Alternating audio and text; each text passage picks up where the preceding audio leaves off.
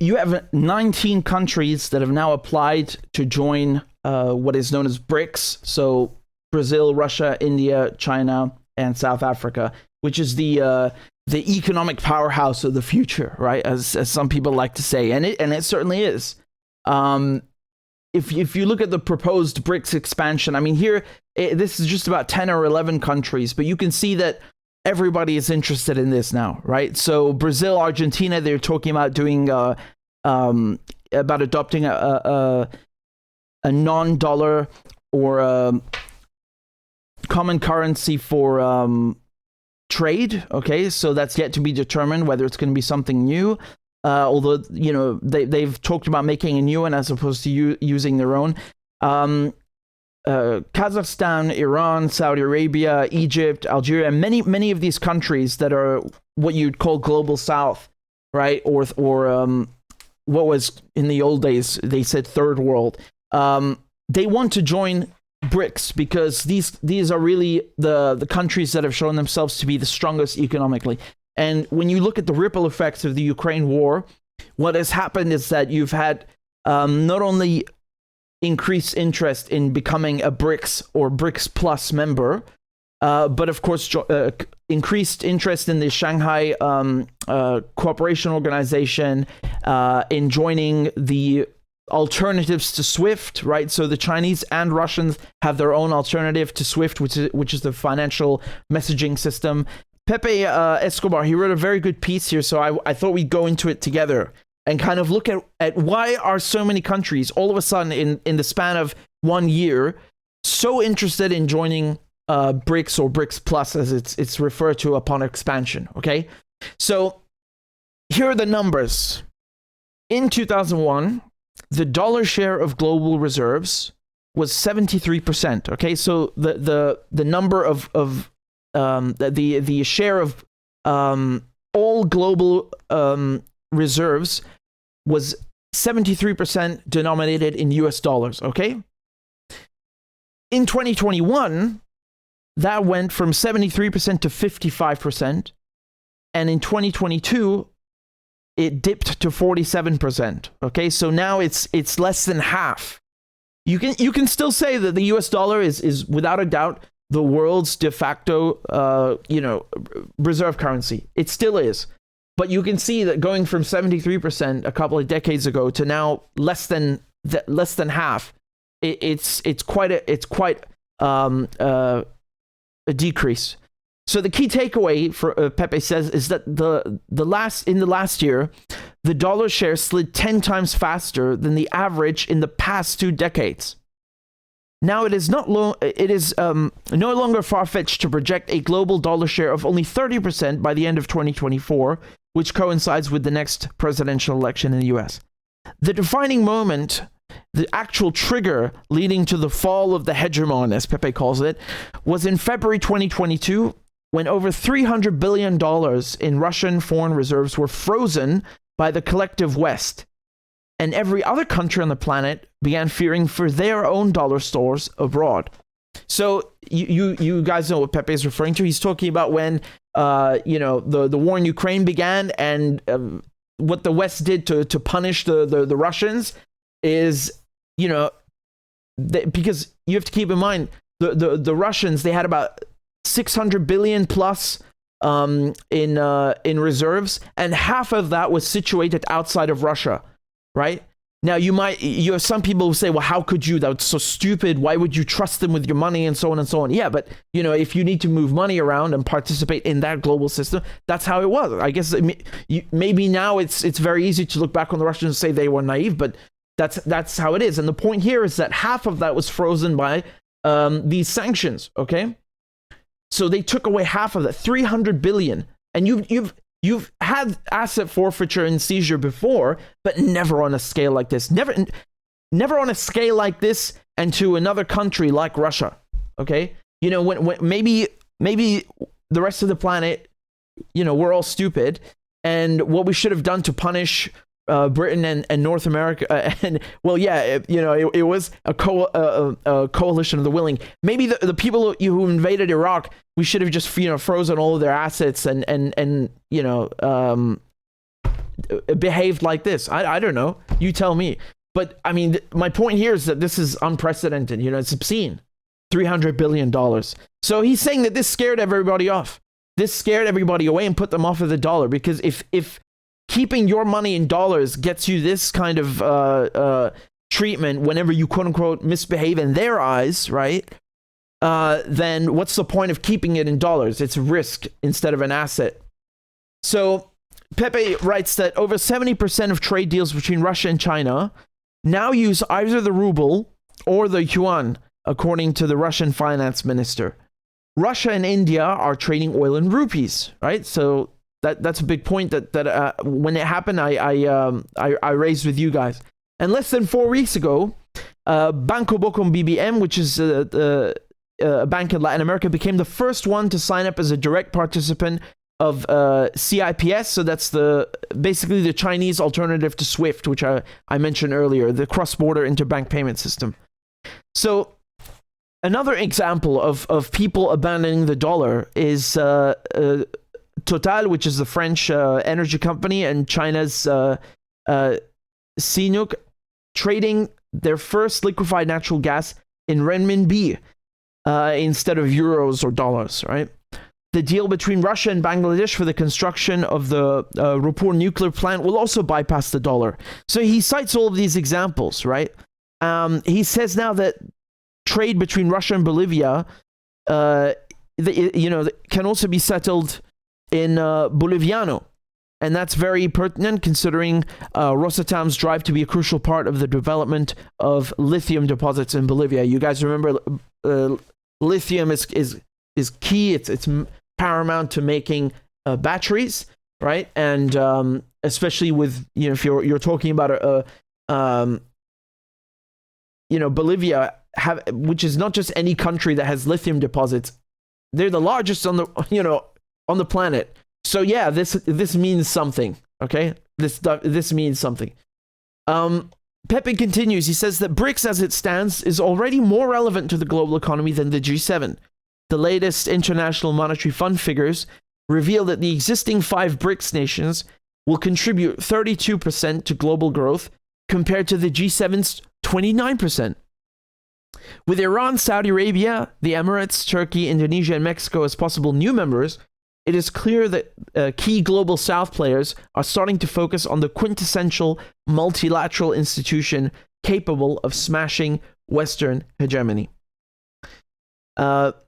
He talks here about how MBS, so Mohammed bin Salman, the Saudi crown prince, and now prime minister, if I'm not mistaken, he got a slight promotion last year.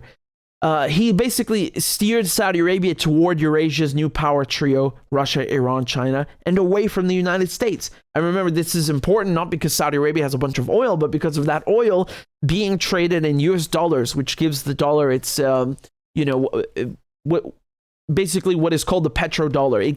The fact that Saudi Arabia sells and denominates oil transactions in dollars exclusively gives the dollar its power. But now you see the Saudis, veering off into a new direction. And I told you this. I told you this was going to happen. And the latest event, which was the peace deal between Iran and Saudi Arabia, brokered by China, which is another BRICS country. I mean, dude, what more do you need? What more do you need? And he even mentions this in literally the next sentence, right? So here he says that the essential point is this: the BRICS have the commodities, and the G7 control finance.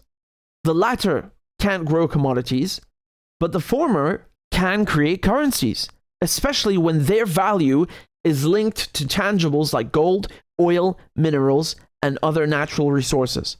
Okay? So, the G7, they might control all the banks and the monetary and financial system. Cool. But where are the resources located? Where is the oil? Where's the lithium? Where's all the gold? It's the global South, right? It's Asia. It's Africa. Always has been. Pepe continues, arguably the key swing factor is that pricing for oil and gold is already shifting to Russia, China, and West Asia. As a result, demand for dollar-denominated bonds is slowly but surely collapsing. Trillions of US dollars will inevitably start to go back home, shattering the dollar's purchasing power and its exchange rate. The fall of a weaponized currency will end up smashing the whole logic behind the United States global network of 800 military bases and their operating budgets. So, in essence, Pepe is saying that, at one point in the future, no one is going to give a crap about having greenbacks, okay? Having dollars. Especially when it comes to trading commodities like this, right?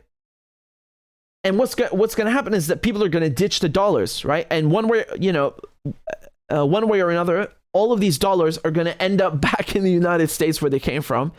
And of course, you will have hyperinflation or some form of inflation, if not hyper.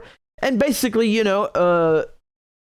having too many dollars is going to bring down the value of the dollar. Out goes the matrix of 800 military bases with it. Now, he also talks here about the Western policy, which was to try and threaten and isolate Russia through OPEC Plus, but failed, right? And it failed humiliatingly. OPEC Plus, which is effectively run by Moscow and Riyadh, now rules the global oil market, right? And he's talking about how so OPEC is talking about the this is the organization of petroleum and producing countries. So OPEC Plus includes Russia. It does not. So OPEC doesn't, but OPEC Plus does include Russia. And they basically gave the finger to Joe Biden and the West, because Moscow wanted to cut oil production by, I think, 1 million barrels per day, and the Saudis are the ones who doubled it and said, no, let's do 2, which I think is really adding insult to injury, because you expect that from the Russians, but you don't expect that from the Saudis, who are your strategic partner in the region, right? So that was really a sucker punch. And then Biden, he kind of scurries off after his fist bump, and he doesn't really get any sort of agreement from the Saudis. And this is very good for OPEC Plus, because they can meet those deadlines and they can meet that production limit. But if they decide to cut back and not sell everything they have, it raises the prices for them, so they get to sell less while making more money.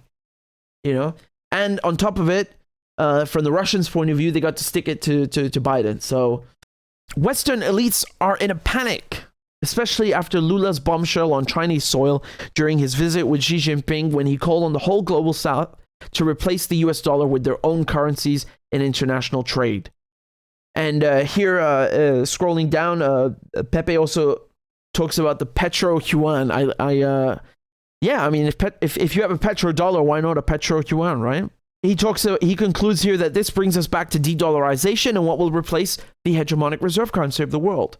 Really, in a nutshell, why you have all these countries who are not just seeking to join BRICS, but as a natural as a natural consequence, they will also seek to join the alternative financial systems and messaging systems, and also to trade in their own currencies, whether they're new currencies, like in the case of Argentina, Brazil, or their own currencies. It doesn't really matter, because we've talked a bit about the Chinese renminbi, or the Russian ruble and so on. But Pepe brings up he raises the example of Boliviano being used to settle trade between Bolivia and Russia, right? So this is the beauty of it, right? You have countries just using their own money. And I think Lula, I'm paraphrasing his quote from a few nights ago, but he said something like, every night what keeps him up is the question that keeps him up is why countries choose to use the US dollar instead of their own currencies for their international trade. Yeah, I mean, that's definitely something to that would keep one up at night. But really, really good piece here, because it's a whole sea of change is coming. It's a whole sea of change, and everything you're seeing now is just the beginning. It's really just the beginning. There's a reason why Turkey refused to sanction Russia, because if they did that, they'd be really shooting themselves in the foot. And yeah, they might, they might appease the West and so on, and it might win them some favors there. But tomorrow, in tomorrow's world, which is slowly becoming today as things accelerate, it's not, and it's not because countries like Turkey or countries in the global South are afraid of Russia or China taking revenge on them or something. It's just, it doesn't make sense fiscally, right? It doesn't make sense for them to do this, because all the opportunities and the resources are now in the global South, right? So again, this is as I told you, it's a slow process, but it's a process that's nevertheless been accelerated and turbocharged. And the last sentence from the article: the hegemon, clinging to a toxic cocktail of neoliberalism, sanctioned dementia, and widespread threats, is bleeding from within. De-dollarization is an inevitable response to system collapse. And in a Sun Tzu 2.0 environment, it is no wonder the Russia-China strategic partnership exhibits no intention of interrupting the enemy while he is so busy defeating himself.